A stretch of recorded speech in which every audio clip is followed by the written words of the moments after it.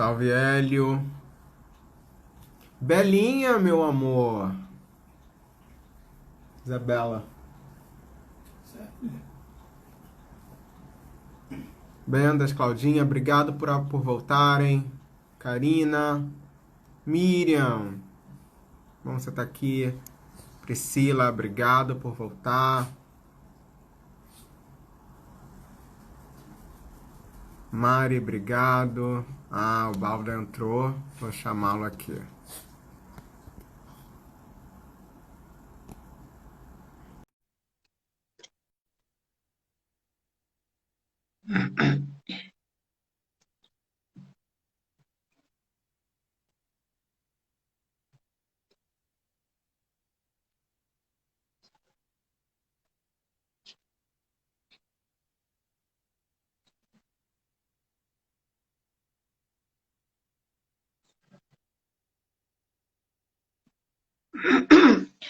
Guardando a Adriana aceitar.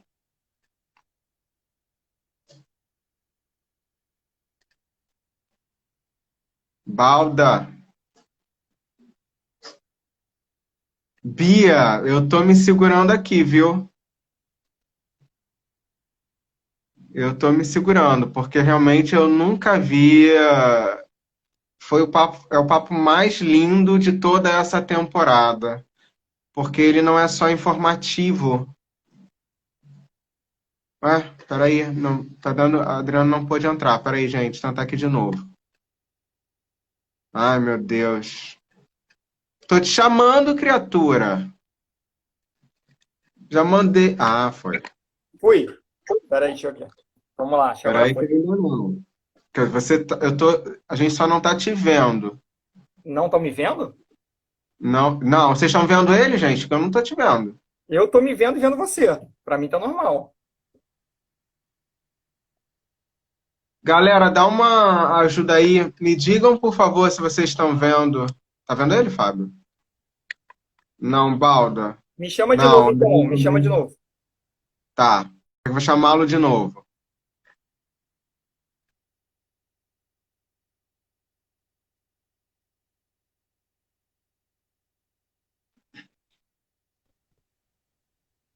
Ih, tá rodando. Eu acho que ele vai continuar não aparecendo. Você tá aí, Balda? Tô aqui. Calma aí, calma aí. Tira. Você tá no. Você tá no Wi-Fi? Se tiver no Wi-Fi. Ai, meu Deus, ele saiu. Pera aí, gente. De novo. Não tem como eu não terminar essa live. Não tem como. Eu me recuso.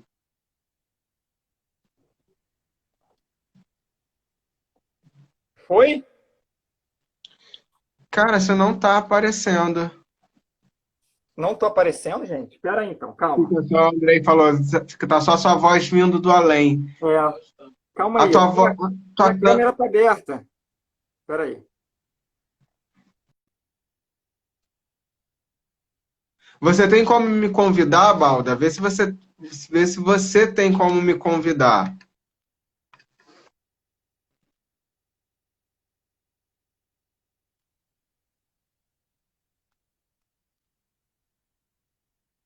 Hum,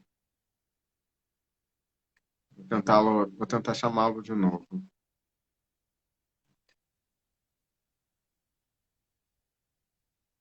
A voz do além, é isso mesmo, gente, a voz do além. Gente, vai dar o mesmo erro, não tô. Ah, agora foi. Foi? Maravilha, agora Foi. foi. Alguma Eu, coisa hein? aqui não. Fala, tá vendo? A Ah, gente tá falando tanto de morte, de repente se eu não aparece, fico preocupado. vamos lá, a gente estava falando de cuidado de fim de vida, né? Isso, Assim, a cuidar de gente fim de tem. vida.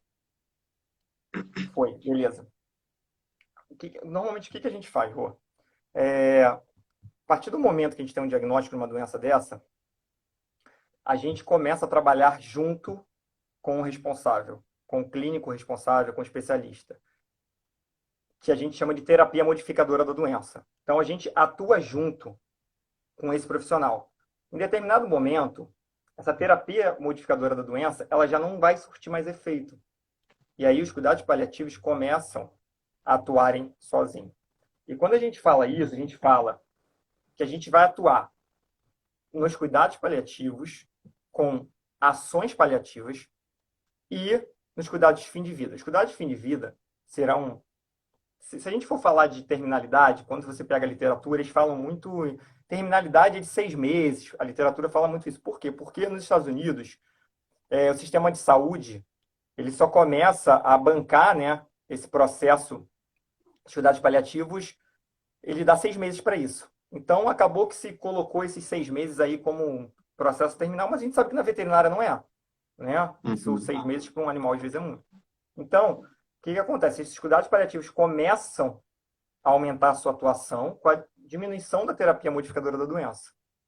E os cuidados de fim de vida, o fim de vida, ele é um momento em que os sintomas e sinais desse paciente, dessa doença, eles começam a ficar mais exacerbados.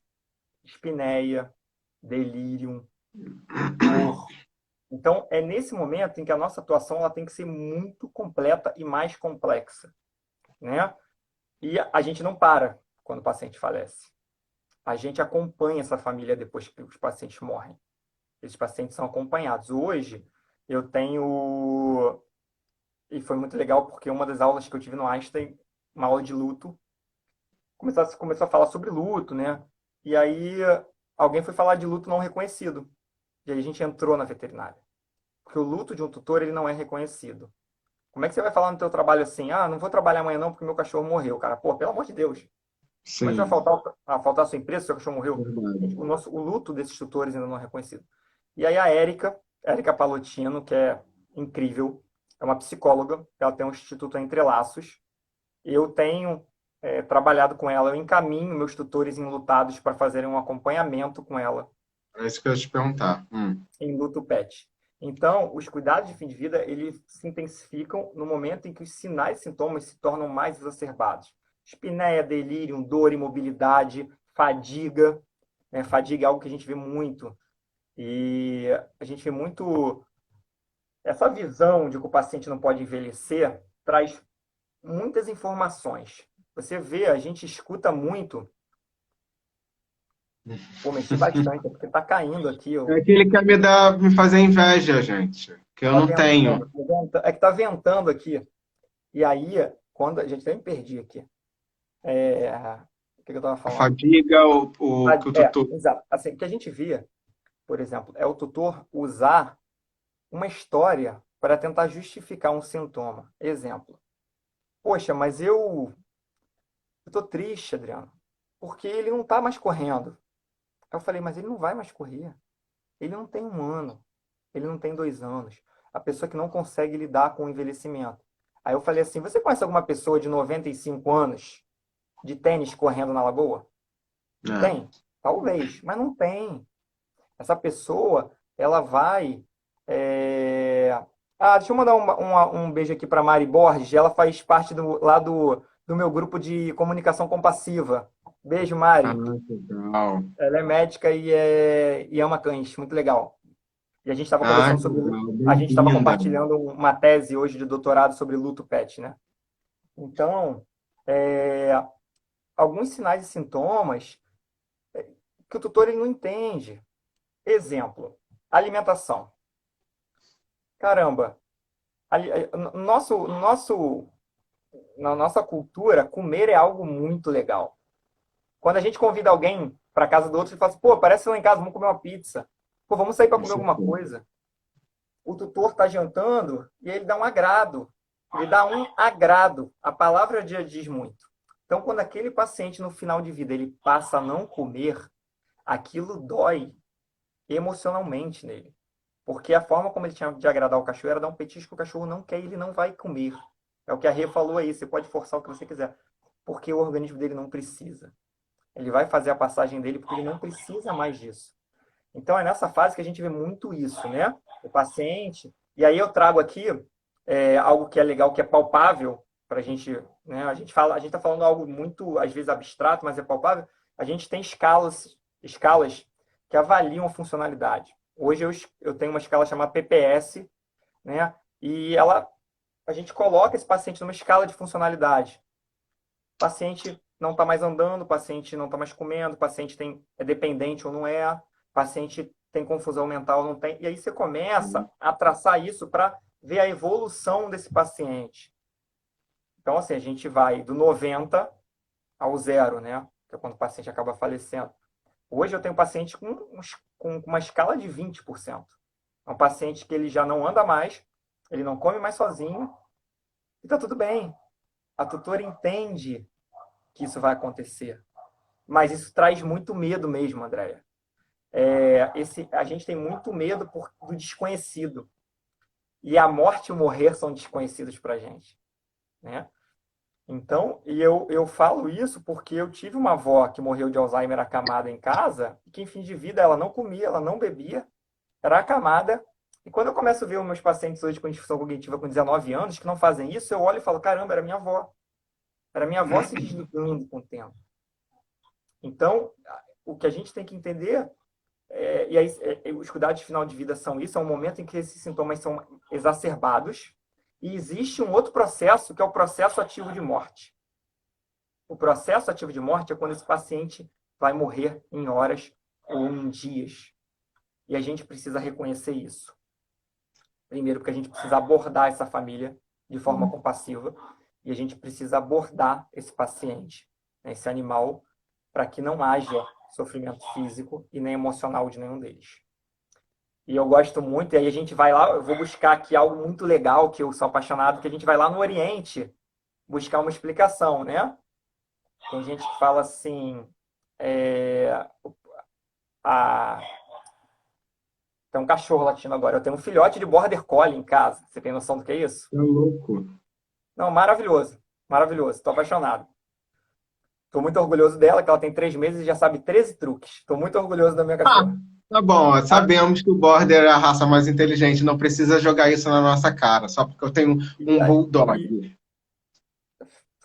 e aí a gente começa a... Tá bom, Tati. Tati, tudo que a gente está conversando nessa live, a gente conversou durante Tá quase gravando. 2 horas pessoalmente. Ela tá aí, a Tati. E aí, Rô, a medicina oriental, ela traz esse processo ativo de morte muito legal, né? Eles encaram que nós somos formados de 4 elementos: água, ar, terra e fogo. E aí, a primeira coisa que começa a acontecer é que a terra, ela começa a se esvair, que é a gente Uhum. não se mexe mais, né? E a gente começa a emagrecer. E aí depois a gente tem a água que começa a ir embora, que é o paciente ele começa a não beber mais água, a desidratar e a urinar cada vez menos. E aí a gente tem um terceiro elemento, que é o fogo. O fogo é o seguinte, as nossas células, gente, eu até me emociono falar isso, é muito legal isso. As nossas células, elas foram preparadas. Ah, que legal, Tati. As nossas células foram preparadas para darem o melhor delas durante a vida. E aí, no momento em que o organismo está parando, o corpo fala assim: caramba, reage. E aí é o que a gente vê, que muita gente fala assim: caramba, ele melhorou muito. É o que a gente chama de melhora da morte. A É, tal melhora da morte. é quando o fogo ele faz com que as células. é, Ah, gente, quem tá aí? Que Ah, Marcela, que lindo! legal. Também foi outra que eu acompanhei. E aí, cara, isso que me faz seguir adiante, sabe? Isso sim, não Motiva, né? tem. Cara, é apaixonante. E aí o fogo, Rua, ele faz com que as nossas células comecem a trabalhar. Tipo, caramba, vambora, a gente precisa. É o doente que estava acamado e abriu os olhos, falou com a família e depois Uhum. morreu. E a gente tem o último elemento que é o ar. A medicina oriental encara que quando a gente encarna, né? Quando a gente vem para esse plano, a gente recebe um sopro de vida. E a gente precisa devolver isso para o universo, que é quando a gente começa a alterar o nosso padrão respiratório, suspira e morre. A medicina oriental encara a melhora da morte assim também. E aí o espiritismo também encara como uma visita da saúde. Os espíritos Uhum. vêm buscar esse ser, ele vem com a saúde para levar para um outro plano. Você entende porque a gente precisa estudar um pouco de espiritualidade para conversar com um tutor que de repente não acredita em espiritismo, mas ele é como eu tive, do candomblé. E aí foi muito legal que ela falou assim, Adriano, eu acho que vamos sacrificar ele. Aí eu virei para ela e falei assim, mas sacrificar no candomblé? E eu sabia que ela era do candomblé porque eu tinha visto ela com uma guia, né, um fio de conta. E eu falei, mas sacrificar um animal é a gente devotar ele, né? A gente pegar ele e dar ele a um Deus. É assim que você vai encarar? E ela parou e falou assim, eu não tinha pensado nisso. Eu falei, vamos usar outra palavra? Talvez eutanásia esteja melhor. Aí ela parou e pensou. E esse paciente foi fantástico, porque sabe aquelas coisas que quem acredita em contra acredita? Ela marcou uma consulta comigo. Uhum. Ela tinha ido 5 vezes à clínica, as 5 vezes para aplicar a medicação. Ela foi com uma receita de veterinário externo para fazer uma aplicação. E eu conto essa história porque elas são, eu acho, que ilustra a nossa rotina e o que vai dar sentido a gente fazer o que a gente faz. E na sua rotina também é assim, que é você, quando você posta um paciente que não comia cetoacidose comendo, né? Isso te faz muito feliz. É quando eu vejo um tutor e o seu paciente extremamente confortáveis e sem sofrer. E aí foi engraçado que ela só ia lá fazer a aplicação. Ela foi 5 vezes, numa só ela foi comigo fazer a aplicação. E ela ligou e falou: eu queria marcar uma consulta. Meu animal não tá bem e tudo. E aí aí falaram assim: mas que dia? Ela falou: não, eu queria um veterinário que tem um cabelo grisalho, assim. E ela marcou comigo. E aí ela chegou na consulta e falou: pô, tudo bom, Adriana? Eu trouxe ela para você. E eu até me emociono quando falo isso. E eu queria ver o que a gente pode fazer por ela. E aí eu falei assim, você marcou comigo por causa do cuidados paliativos, né? Ela, cuidados paliativos? Aí eu falei, ela, não, eu marquei uma consulta clínica. Mas você faz cuidados paliativos? Eu falei, sim. E eu nem sabia o que estava acontecendo ainda. Aí eu falei, então tudo bem, me conta o que está acontecendo. Enfim, uma paciente que tinha uma metástase gigante no rim, de um linfoma, pegando cava, adrenal, assim, uma massa gigantesca, Rua. E ela chegou num processo ativo de morte. E aí eu olhei para ela, eu comecei. Daí eu tenho que dizer que é muito importante que a gente esteja ali para ouvir. A gente precisa estar presente nesses atendimentos. Eles não precisam só da nossa presença, a gente precisa estar presente. E aí, ao examinar, eu olhei e falei, ela está no processo ativo de morte. E aí eu entrei com essa abordagem. E ela falou, Adriano, eu estava imaginando que ela não estava bem. Mas você está me colocando uma realidade que eu não tinha percebido. E a gente conversou muito. E aí eu falei, olha, vamos deixar ela internada para tentar inicialmente dar umas medidas de conforto. E a cadela tinha dor e ela tinha fadiga, né? Ela não tinha dispneia, ela só tinha fadiga. E existem manejos não farmacológicos para fadiga. Existem manejos não farmacológicos para dispneia. Né? Nem tudo se resume a drogas, né? E aí a gente conversou, conversou, conversou. Ela falou, Adriano, eu quero que ela esteja em casa de forma confortável. Eu falei, então tá bom. E aí eu montei um plano de cuidado. Ela ficou em casa pouco mais de 24 horas. E a gente em contato, e ela, Adriano, tá acontecendo isso. E eu falei, isso vai acontecer. Ela não aceita mais nada. Eu falei, isso vai acontecer. Enfim, a cachorrinha faleceu em casa, no braço dela. E, e ela, cara, ela achou incrível, porque foi um encontro. Ela chegou. Se ela tivesse talvez levado em outra pessoa, ia falar: olha, tem uma massa gigante aí, a gente não tem muito o que fazer, acho que é melhor sacrificar.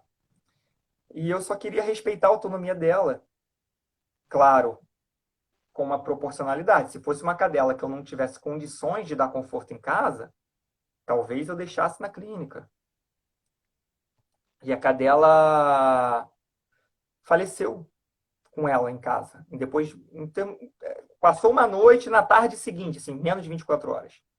Então, é importante que a gente reconheça esse processo ativo de morte, né? É... Cara, são histórias muito lindas que a gente vai falando e a gente fica aqui Eu horas, assim, queria te falando, né, perguntar, amor? por que você, assim, está ressignificando tanta coisa aqui que talvez você não tenha noção. mas você está ressignificando totalmente o nosso aprendizado sobre morte, de uma forma muito ativa. E aí hoje eu vejo, porque eu tenho muito, e aí eu estou abrindo, né, aqui o Rodrigo, eu tenho um problema muito, tenho problemas com a finitude, né? Acho que eu tenho tantos milhões, bilhões por aí. Também tenho um problema com a finitude e eu Eu também tenho um também tenho. problema disso com os meus clientes. No sentido de, se eu pudesse não estar diante, no presente, naquela situação, eu preferia não estar. Mas isso é algo pessoal, porque isso é algo que me deixa Deixa eu mandar muito um beijo mal. para. Deixa eu mandar um beijo rápido para Ana, minha amiga médica da turma de pós lá do Einstein. Tá aí. Beijo, Ana. Obrigado. E isso é algo que me deixa muito angustiado, então eu preferia não estar diante, mas muitas das vezes a gente precisa ter uma certa firmeza para poder também tentar dar firmeza ao psicológico do tutor que está sempre confiando na gente. Isso para mim é algo que é muito difícil. Tá aí não só burnout, mas aquela outra, né? Que eu esqueci o nome, alguma coisa por compaixão. Fadiga por compaixão. Fadiga por compaixão. Eu tenho uma. A gente tem discutido muito isso, acho que a Mari tá aí, a gente estava discutindo isso no grupo lá de comunicação compassiva, porque eu acho que compaixão é algo tão bonito. E uma vez foi engraçado que eu fui num local que era. Renata prefere já estar junto quando possível. Mas, Gia, é porque total de você, a gente percebe que você realmente quer ser essa pessoa, mas eu tenho problemas mesmo. Eu sou o tipo de pessoa que eu fico pensando dos meus entes queridos quando forem, e eu estou abrindo aqui, eu não sei se eu consegui, eu preferia ser aquela Ó, pessoa que nem visitar iria, ó, entende? eu tô te prometendo aqui um presente, tá? Eu vou te dar o livro da Ana Cláudia, você vai ler. Vou te dar os dois livros de presente, você vai ler os dois. A Ana Cláudia, ela tem uma frase que é muito boa. A Ana Cláudia Quintana, ela Você fala está me assim que a prometendo um morte, café e não me encontra, gente. Vai me dar um livro? você trabalha bem aqui a 100 metros Tá da minha bom, tá casa, bom, tá bom. na, na, na Vamos lá para clínica da senhora, na clínica da senhora Carmelena, e eu já te chamei para vir aqui e você não veio. não chegou, é verdade, tô de sacanagem. A Ana Cláudia Quintana, ela fala o seguinte, a morte é um excelente motivo para a gente buscar um olhar para a vida. Entendeu? E aí você Sensacional. começa a ler, e você usou uma palavra que é muito importante, Rô. É, a gente precisa ressignificar o morrer. Não vou falar a morte, vou falar o morrer. A gente precisa. Eu vou divulgar o livro, eu vou pegar ele aqui. Deixa eu ver aqui. Com a pouco eu acho ele aqui, mostra aqui. Eu vou. A gente vai. O que eu quero com meus pacientes e as famílias que eu tenho é ressignificar o processo do morrer.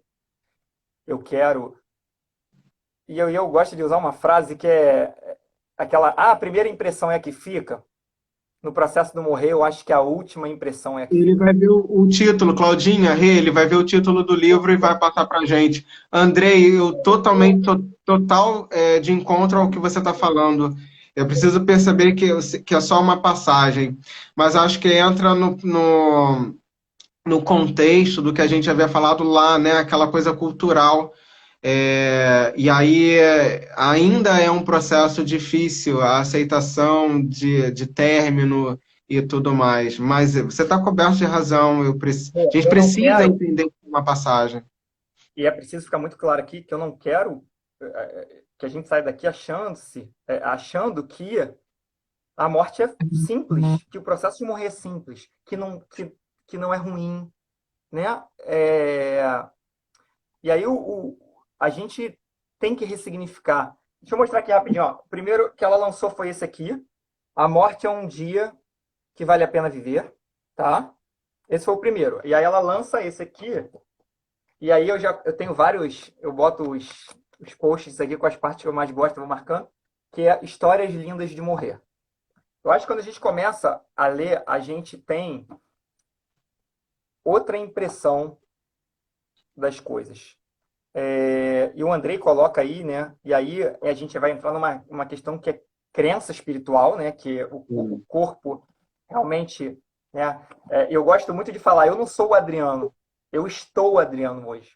né? Porque eu sou espírita, mas talvez você na Umbanda, você no kardecismo, você no budismo e na Igreja Católica, você tenha outro significado, entendeu?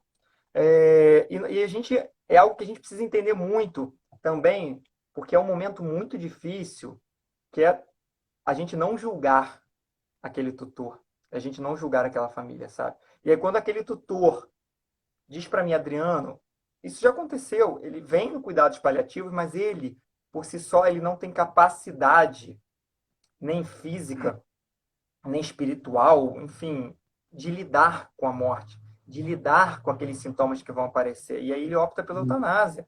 E eu acho que ele tem que ser Sim. respeitado, né?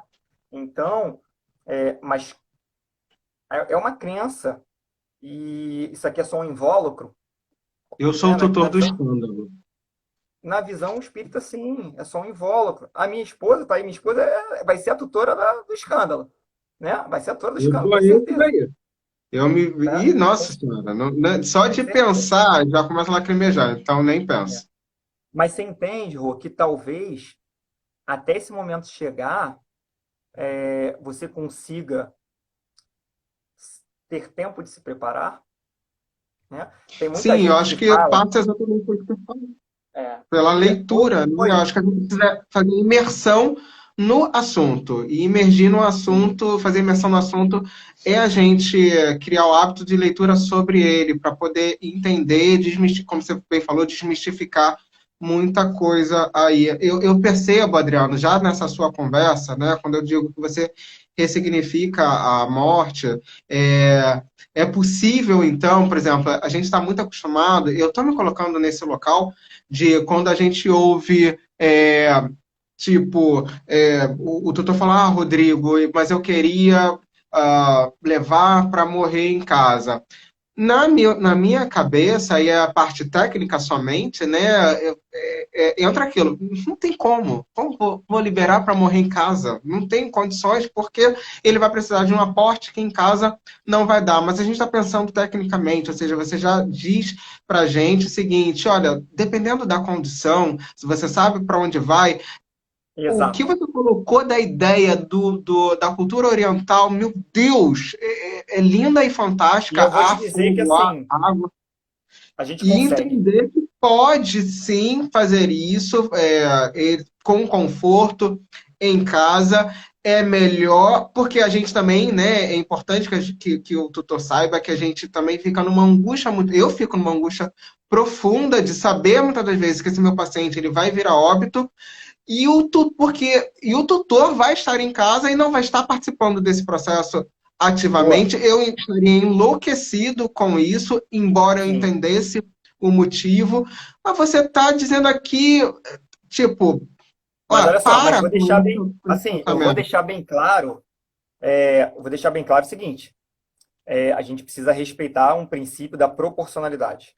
Porque há situações que talvez a gente não consiga fazer em casa, tá? Então, mas era isso que eu ia entrar agora, que Não você é. já havia falado sobre isso, que nem toda situação isso é possível. E aí eu Sim. queria te perguntar, qual é essa situação em que primeiro aí colocando nas sandálias da humildade, a gente é capaz, a gente, enquanto não especialista no assunto, a gente é capaz de identificar uma situação, fazendo uso da parte técnica, de identificar uma situação em que esse animal possa passar não tenha como esse animal passar esse processo de término em casa, ou que qual é essa situação que pelo menos você julga que não tem condições desse paciente é, Olha, fazer esse é término uma em pergunta casa? bem complexa e eu vou te dizer que primeiro a gente precisa quebrar, né, esse paradigma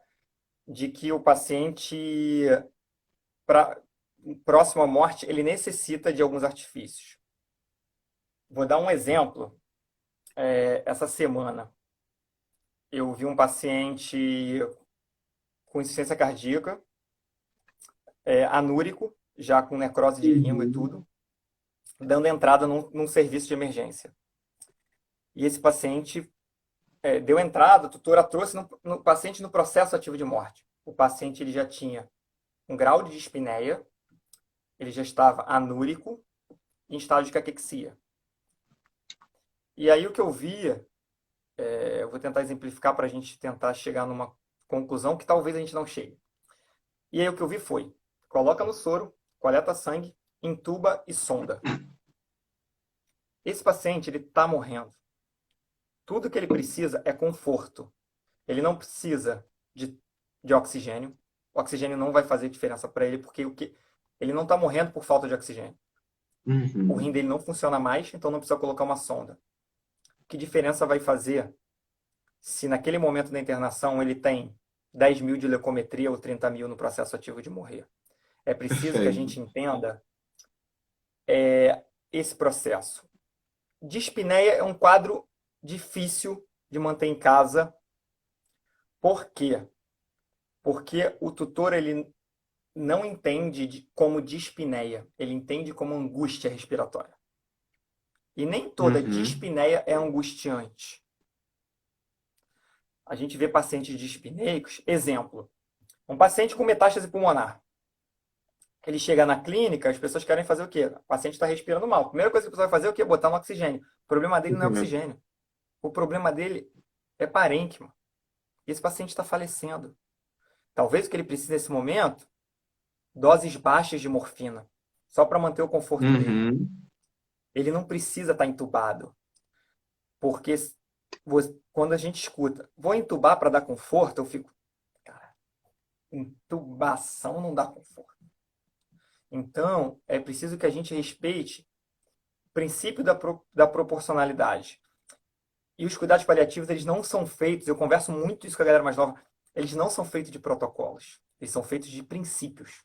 A gente não segue protocolos, a gente segue princípios. Porque o que a gente quer fazer nos cuidados paliativos nem é antecipar a morte, que é a eutanásia, e nem é retardar a morte com medidas invasivas que levem a um Entendi. prolongamento de vida sem qualidade, que é o que a gente chama de distanásia. Então a gente tem a eutanásia, que a gente abreviar, a gente tem a distanásia, que é quando a gente prolonga uma vida por alguns artifícios que não vão gerar cura e às vezes não geram conforto. Mas o que a gente quer hoje nos cuidados paliativos é o que a gente chama de ortotanásia, é que a vida siga o curso natural dela e que esse paciente chegue ao fim da vida dele e quem vai ditar esse ritmo é o corpo dele. E hoje já existe um termo novo que a gente está usando que é calotanásia. A calotanásia é quando você consegue pegar isso tudo. Então, Carmen, na verdade, o que acontece e que vamos dizer assim, não é questão de morrer sem ar, porque o nosso corpo ele não entende que falta, ele começa a entrar num quadro de dispneia e de angústia. Isso gera um desconforto. A gente não começa a não ter essa percepção quando a gente consegue fazer uma. Existe uma coisa na medicina humana que a gente faz muito na veterinária, muito, que eu tive noção disso, que chama sedação paliativa. Esse paciente ele entra na clínica para morrer e você seda. E você deixa entubado lá. Tá lá. E aí a gente tem artifícios e drogas, por exemplo, uma coisa que melhora muito na medicina humana e que eu tenho usado e que funciona muito bem na veterinária, que é quando o paciente começa a entrar nesse quadro de dispneia, a gente tem algumas situações, baixas doses de morfina, é, você ligar um ventilador direto para o focinho, funciona muito bem. Na medicina humana também fazem isso. E vou te dizer, pode me tacar propofol. Eu não sei, cara, assim, eu não sei, a gente não vai saber, né? Talvez, se destacar um propofol, de repente deitada numa cama, você não consiga olhar para alguém e pedir uma desculpa. Talvez você não consiga olhar para alguém e segurar numa mão. Eu acho que a gente tem que repensar muito nisso. Porque uma coisa é a gente estar morrendo. Se a gente está morrendo, a gente vai morrer. Independente se você vai colocar no ventilador. Aí é autonomia, Carmen. Aí é legal. A Carmen colocou um negócio legal. Vou entrar aqui. Eu não gostaria. Existe uma coisa na medicina humana que chama diretivas antecipadas, tá? que é o seguinte, é você redigir um documento em que você diga assim, eu, Rodrigo, eu, Carmen, eu não quero, quando eu estiver morrendo, ser entubada, ou eu quero ser entubada, eu não quero que faça tubo de alimentação, eu não, você redige isso. E hoje eu faço isso com meus tutores. Eu pergunto a eles, o que que vocês gostariam? Nós temos, só que eu não jogo isso na mão deles. A decisão ela é compartilhada, porque se eles falarem, não, eu quero que faça isso, isso, isso, isso, eu vou falar, olha, isso não traz conforto. A gente pode dessa forma. Vamos, vamos. Mas olha, Adriano, eu não quero, sei lá, eu não quero que entube ele. Se ele vier, eu não quero que faça uma manobra de ressuscitação. Porque o que a gente vê, Rô, e me corrija se eu estiver errado, eu sei que você não vai me corrigir. Numa internação, é as pessoas tentando ressuscitar paciente que vai morrer. Aquele paciente vai Sim, morrer, sim, né? Então, não faz sentido eu tirar um bicho de um canil, manobra, entuba, né? Entuba, adrenalina intracardíaca. Não vai, esse paciente está falecendo. Né? Esse paciente está falecendo, ele não volta. Então, na medicina humana, você redige um termo. Por exemplo, se eu tiver Covid e precisar ser entubado, eu não quero ser entubado. Você vai num cartório e registra isso. E hoje, nas minhas consultas, nos meus atendimentos, eu faço isso. Diretivas antecipadas. O que que você gostaria? Né? O que que você gostaria que acontecesse?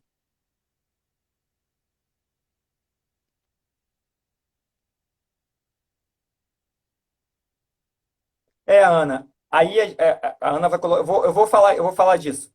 E aí a gente precisa saber o que que esse tutor quer, né? Porque às vezes esse paciente a gente atende numa emergência e está vindo nesse processo de terminalidade há algum tempo. E aí não faz sentido nenhum o paciente estar num processo ativo de morte, você entubar, coletar sangue, transfunde. Pô, mas fez 10 transfusões, não adiantou, você vai fazer a 10ª no paciente que está morrendo. Então é preciso que a gente entenda a proporcionalidade das coisas. E aí a gente faz as diretivas. Olha, se eu tiver em estágio terminal, eu não quero ser entubado mais, nem botar uma sonda de alimentação, e eu quero ficar em casa, né? Mas aí a gente entra num outro campo que é muito complexo, que é o da bioética. Né? A gente tem Eu vou te dizer que é engraçado que na pós-cuidados paliativos você passa 1 ano e meio só tendo aula de luto, bioética, comunicação, finitude, e você tem 6 meses de tratar sintoma. Porque titular morfina, você sabe. Botar numa infusão de propofol, sim. você sabe. Fazer uma codeína, você sabe. Entubar um paciente, você sabe agora. Comunicar uma notícia difícil, lidar com a finitude, isso aí a gente não aprende na universidade. Então é preciso que a gente Com traga isso na certeza. medicina humana, as diretivas antecipadas. Para quê? Para que a gente, e na veterinária isso está crescendo muito, que é processo ético, a gente precisa saber até onde a gente vai e até onde a gente pode ir. Então é importante. Diretivas antecipadas de vida, isso é essencial. Quando eu traço meu plano de cuidado, lá no final eu boto diretivas antecipadas. Tutor não quer manobra de ressuscitação. Tutor não quer realizar mais uma transfusão. Porque se isso cai na mão de uma pessoa mais inexperiente, a gente vai ver o quê? Essa pessoa tratando o exame. Ela Sim, não está tratando um paciente, está tratando um exame. E aí ela vai querer transfundir, ela vai querer entubar, ela vai querer ressuscitar um paciente que está anúrico, com uma ruptura de cordoalha, fazendo manobra. Você entende? Então, é, e aí eu vou perguntar, a Carmen falou, eu não gostaria de morrer assim.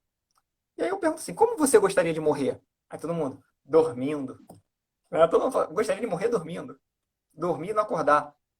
Raras são as pessoas que acontecem isso. Então é preciso que a gente se prepare para o que vem pela frente e preparar nossos tutores. E a gente precisa levar isso da medicina humana para a medicina veterinária. Hoje eu falo, quando eu vejo os pacientes falecendo na medicina humana, talvez o câncer seja aquela doença que te dá a maior chance, o maior tempo para você viver, vivenciar a vida, pedir desculpa a alguém, reatar laços. Um acidente de carro não vai te dar isso. Você vai morrer brigado com alguém. Se você, né? Um acidente aéreo. Agora, quando você tem um câncer e que alguém fala, até você morrer, se você for morrer de câncer, óbvio, né? se for um câncer que vai te levar à morte, você tem chance de pedir desculpa a alguém, de pegar na mão de alguém, né? De fazer um textão no Facebook pedindo desculpa para todo mundo. Então é preciso que a gente pense da forma como a gente gostaria de morrer, né? Se você morrer afogado na cachoeira, tu não pede desculpa a ninguém. Morreu, acabou. Tipo, morreu, ai. Agora, com câncer. Então, assim, é... Ai, que legal, Mari. Então, Rô, assim, é preciso que a gente olhe de forma compassiva, sabe, o nosso paciente, tire esse olhar muito técnico. É preciso que a gente tenha. Tá vendo como é que as histórias aparecem? É maravilhoso, cara. As histórias vêm à tona, Rô, nas nossas. Não são atendimentos, são encontros, cara. E essas pessoas, assim, você ouvir de uma pessoa que teve câncer, o que ela tem. Eu peguei isso. Ver essas. Eu estava atendendo uma tutora e ela começou a ter uma náusea, Rô, no consultório. Eu falei, a senhora tá passando mal? E ela falou assim, é porque eu. Não, não, tudo bem, tá tudo bem. E aí ela teve uma outra, eu falei, a senhora tá bem? Aí eu brinquei, eu falei, olha, a gente não atende gente, não sei o que. Ela falou assim, não, não, eu tô fazendo químio e eu tô nauseada. Hum. E o animal dela tem câncer. Como é que eu vou olhar para esse paciente como um bicho? Como é que eu vou olhar esse paciente só por uma tomografia, né? Por um raio-x de tórax? Se eu tenho uma tutora que está fazendo químio na minha frente, que está rindo, talvez eu deva fornecer isso ao cachorrinho dela. Essa alegria de estar com ela. E eu é, acho que é extremamente importante que a gente olhe muito biografia e um pouco menos biologia, né? Meu amigo, bom, primeiro eu quero dizer, só reforçar o que o Hélio falou, uma das melhores lives que ele assistiu. Ah, não, pensei que você fosse cair, uma das melhores lives que ele assistiu, Hélio, com certeza da, me, compartilho da mesma opinião. Adriano, acho que é um sentimento de todo mundo aqui. Estamos emocionadíssimos de verdade. Eu tô arrepiado com cada palavra. Você trouxe conceitos tão valiosos e tão importantes. Bom, já não esperaria menos de você mesmo, né, meu amigo? Temos várias afinidades, não é à toa. Mas essa tua trajetória, dessa tua carreira, meu Deus, da coisa mais linda que eu ouvi. As outras lives, todas essas lives têm sido muito maravilhosas, mas aqui a gente está trazendo, além da maravilha da parte técnica, que é a informação, mas a parte emocional também, né? Quer dizer, e como a tua live se conecta com a live de ontem da Renata, Exato. em tudo que a Renata, toda a experiência clínica que a Renata traz, né, na bagagem dela. E como você fecha de forma brilhante, quer dizer, Renata, ela traz a vida, você vem falar de fim de vida de uma maneira tão plena, na verdade, totalmente ressignificada. Eu só poderia te agradecer muito, porque, cara, você enriqueceu de uma forma tão grande. Tantos Obrigado, Rô. conceitos meus, inclusive, quer dizer, eu quero colocar tanta coisa em prática a A gente é partir de tudo tudo, mesma cria, Rê. Eu tenho o maior orgulho disso, cara. Eu tenho o maior orgulho tudo disso, mesmo cara. incrível, é Eu, verdade. você, Gabi, Rafa, cara, assim, cara, eu acho que grupo assim, cara, é Não raridade, existe, cara. né? E essa raridade, cara, a gente tem que, sabe, propagar, a gente tem que manter isso. E eu digo isso porque eu acho que a gente entrou, essa fase da pandemia trouxe muitas reflexões, né, para todo mundo, né? Sim, Trouxe um momento que a gente parou para pensar na morte. Já você reparou? Se a gente parou, com cara, a certeza. pandemia veio, a gente parou para pensar na morte, né? Tipo, tá Verdade, todo não, mundo se protegendo do morrer, cara. Tipo, sabe? E verdade. aí a Mari, gente, a Mari, pô, parceira, cara, a gente vai fazer a nossa live incrível, Mari. Então, a gente Balda, começa a você pensar. precisa, a gente precisa. Eu tô aqui, pé da vida, porque eu queria que todos estivessem aqui assistindo. Aliás, quando a gente terminar, eu vou fazer um vídeo, vou lançar no meu story, porque eu preciso chamar todo mundo para assistir essa live, não é à toa. Você precisa reverberar essa ideia de forma exponenciada, porque, meu amigo, é a coisa mais linda, os conceitos mais lindos que eu ouvi dentro da medicina veterinária sobre um assunto que a gente tem como de praxe ser tão feio. que é a finitude, né? E de forma tão rica. Eu queria agradecer nosso tempo, né? Primeiro a todo mundo que está aqui, Nossa, porque já cara, são é. quase 11 horas, estamos quase terminando novamente a segunda live, o segundo encontro, geralmente a gente só complementa, são 20 minutos no máximo que A gente tem fez de duas regra lives, no é. quesito. E Não, e se a gente você, for parar, cara, a gente vai fazer. A gente começa a falar e a gente vai falar plantão sobre de 12 filme. horas, né? Cara, vai ficar aí, tipo, viradão cultural.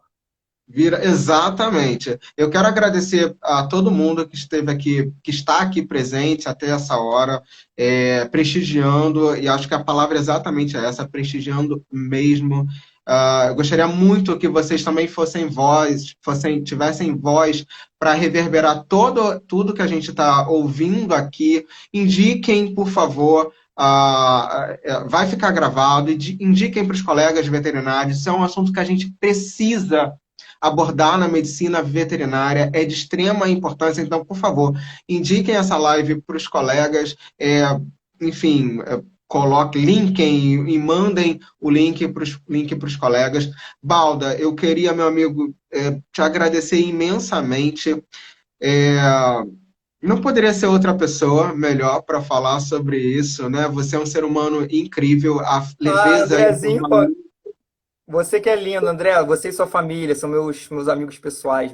André é meu irmão, cara. Meu irmão, sabe aquela pessoa que.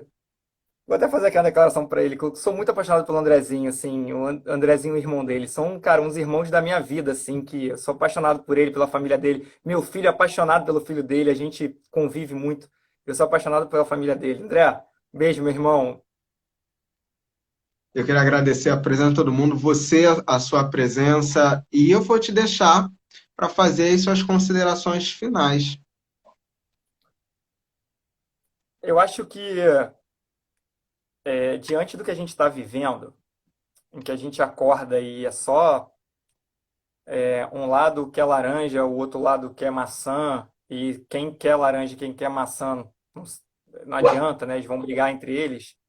E uns comemoram 130 mil mortos, outros estão chorando 130 mil mortos. Que a gente consiga. A Marcela, e que a gente consiga acordar e olhar para o outro, né? De forma compassiva, sem julgamento. E se tiver um estudante aí de veterinária, e eu tenho uma coisa para dizer: se você entrou na veterinária porque você gosta de bicho, mas não gostava de gente, você vai ter que mudar o seu conceito. Porque é preciso gostar de gente. É Perfeito. preciso que a gente olhe para o outro.